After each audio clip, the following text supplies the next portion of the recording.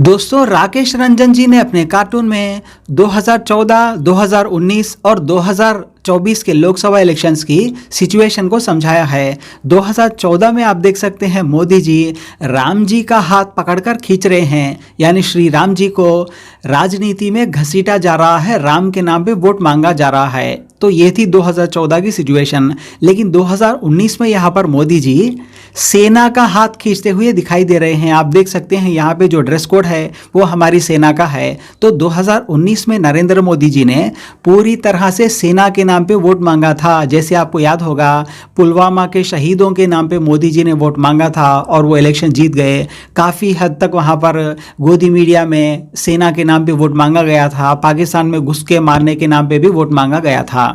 तो उसके बाद है यहाँ पर 2024 का इलेक्शन। तो एक बार फिर से मोदी जी यहाँ पर श्री राम जी का ही हाथ खींचते हुए दिखाई दे रहे हैं। यानी जनवरी 22 के दिन जो राम मंदिर का उद्घाटन है, शिलान्यास है, उसके नाम पे भाजपा वोट मांग रही है। तो एक बार फिर से 2024 में राम के सहारे भाजपा इलेक्शन लड़ रही है। और मुझे लगता है ज्ञानव्यापी मंदिर का भी काफ़ी बड़ा मुद्दा होने वाला है 2024 के इलेक्शंस में। अब इन्हीं कुछ मुद्दों को लेकर, यानी राम मंदिर और ज्ञानव्यापी के मस्जिदों के मुद्दों को लेकर मौलाना तौकीर रजा खान साहब का एक बयान काफ़ी वायरल हो रहा है।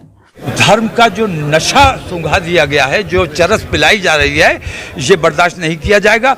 बाबरी मस्जिद को सब्र किया गया है, अब हम सड़कों पर लड़ने के लिए तैयार हैं। अब हम अपनी कोई मस्जिद देने के लिए तैयार नहीं हैं। तो ये झूठे हैं, बेईमान हैं जो ये कहते हैं कि हमने दंगों पर कंट्रोल किया है। असल में दंगा यही कराते थे, लेकिन आज सत्ता में है इसलिए दंगा नहीं हो रहा है। असल में बम ब्लास्ट यही करते थे और इल्जाम लगाते थे कि मुसलमानों ने बम मार दिया।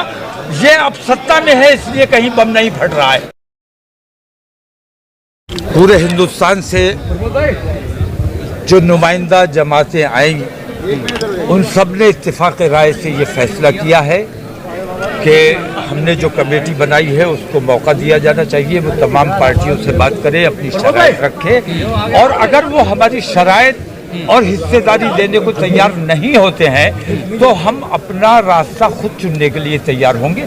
छोटी छोटी जमातों को मुत्तहिद करके, छोटी छोटी पार्टियों को मुत्तहिद करके हम इंशाल्लाह तीसरा मोर्चा तैयार करने का काम करेंगे।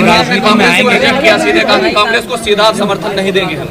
नहीं, सीधा समर्थन किसी को भी नहीं देंगे, क्योंकि हमने सबको आजमाया हुआ है। अपनी शराइत और भागीदारी की बुनियाद पर समर्थन किया जाएगा।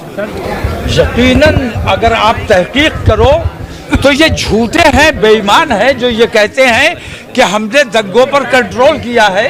असल में दंगा यही कराते थे, लेकिन आज सत्ता में है इसलिए दंगा नहीं हो रहा है। असल में बम ब्लास्ट यही करते थे और इल्जाम लगाते थे कि मुसलमानों ने बम मार दिया। ये अब सत्ता में है इसलिए कहीं बम नहीं फट रहा है।